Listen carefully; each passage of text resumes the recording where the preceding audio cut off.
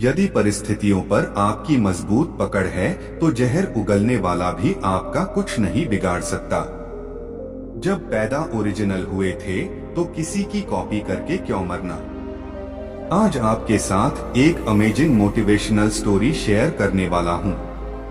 अगर आप इस कहानी को गहराई से समझ पाए तो आप इस वीडियो से बहुत कुछ सीखने वाले हो। नमस्कार दोस्तों, कैसे हो आप लोग। उम्मीद करते हैं सब अच्छे होंगे।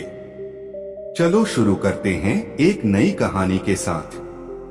आगे बढ़ने से पहले हमारे चैनल मुक्की एस स्टोरीज को सब्सक्राइब अवश्य करें और बेल आइकन जरूर दबाएं ताकि नई नई कहानी आप तक पहुंच सके। स्वामी विवेकानंद का मानना था कि यदि आप दुनिया को बदलना चाहते हैं तो आपको पहले खुद पर विश्वास करने की आवश्यकता है। विवेकानंद का यह उपदेश प्रत्येक मनुष्य को उनके भीतर मौजूद क्षमता को साकार करने के लिए सशक्त बनाता है। और भी सिर्फ इसलिए कि आप अलग हैं, इसका मतलब यह नहीं है कि आप गलत हैं। इसलिए आपको अपने आप पर विश्वास करने की आवश्यकता है और उस रास्ते पर चलते रहना चाहिए जो आप सोचते हैं कि आपके लिए दूसरों की राय और अपनी मान्यताओं को जाने दिए बिना सही है। 1884 में स्वामी विवेकानंद के पिताजी का स्वर्गवास हुआ और उनके जाते ही घर की स्थिति खराब हो गई। जिन लोगों से उनके पिता ने कर्जा लिया था वे बार बार घर पर पैसे मांगने आने लगे और उनके पैसे चुकाने में घर की सारी पूंजी चली गई। उनकी चाची ने उनके परिवार को घर से अलग कर दिया। अब 7 सदस्यों के परिवार का भार नरेंद्र, स्वामी विवेकानंद के ऊपर आ पड़ा था। नरेंद्र उस समय लॉ के प्रथम वर्ष में था, पर घर की परिस्थितियों को देखते हुए उसने लॉ छोड़ दिया और नौकरी की तलाश करने लगा। घर की परिस्थितियां इतनी खराब हो गई थी कि कभी कभी दिन में एक बार ही भोजन हो पाता था।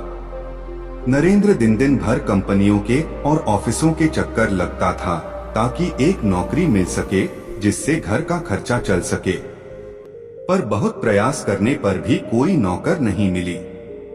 नरेंद्र उस समय BA पास था, इसलिए अधिकारी वर्ग के पदों के लिए आवेदन करता था, पर जब उसे कोई नौकरी नहीं मिली तो फिर उसने क्लर्क के पदों पर भी आवेदन करना प्रारंभ कर दिया। दिन भर भूखे प्यासे पैदल चलकर उसने कई इंटरव्यू दिए, पर कहीं भी उसे एक नौकरी नहीं मिल सकी। इसी तरह एक दिन जब वह इंटरव्यू में रिजेक्टेड होकर लौट रहा था, तभी अचानक सड़क के किनारे बेहोश होकर गिर पड़ा।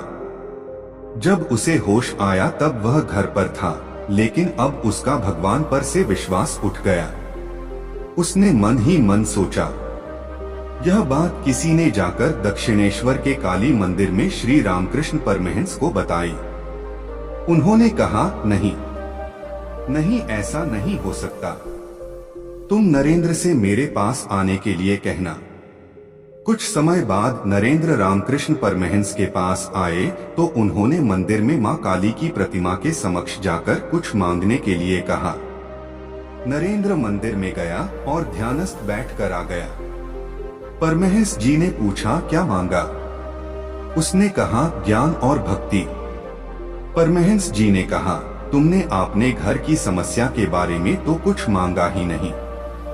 जाओ, फिर से जाओ और अपनी बात कहकर आओ। ऐसा 3 बार हुआ, पर यह पूछने पर कि उसने क्या मांगा एक ही जवाब मिलता। परमहंस जी ने कहा, तुम अपनी समस्या के बारे में क्यों नहीं कुछ मांगते? नरेंद्र ने उत्तर दिया, क्या ईश्वर से इतनी तुच्छ चीजें मांगू? परमहंस जी मुस्कुरा रहे थे और समझ चुके थे कि नरेंद्र का ईश्वर से विश्वास नहीं उठा है। वह निराशा के कारण ऐसा बोल गया। यही नरेंद्र आगे चलकर स्वामी विवेकानंद हुए और शिकागो में दिए अपने भाषण से संपूर्ण विश्व में विख्यात हुए। मित्रों, नरेंद्र जिस दौर से गुजरा वह दौर बहुतों की जिंदगी में आता है, पर ऐसा होने पर आप घबराएं नहीं और निराश तो बिल्कुल भी न हो। ईश्वर ने आपके लिए कुछ और सोच रखा है। सोचिए अगर स्वामी विवेकानंद की एक क्लर्क की नौकर लग जाती तो क्या होता। आज हम जिस रूप में उन्हें जानते हैं शायद उस रूप में नहीं जानते। इसलिए ईश्वर पर विश्वास रखो और सदैव अपना लक्ष्य प्राप्त करने के लिए प्रयासरत रहो।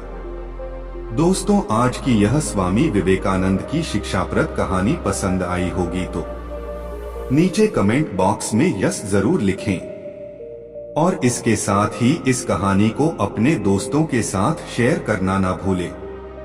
अगर हमारी वीडियो आपको अच्छी लगती है तो प्लीज हमारे चैनल मुक्की एस स्टोरीज को सब्सक्राइब जरूर करें।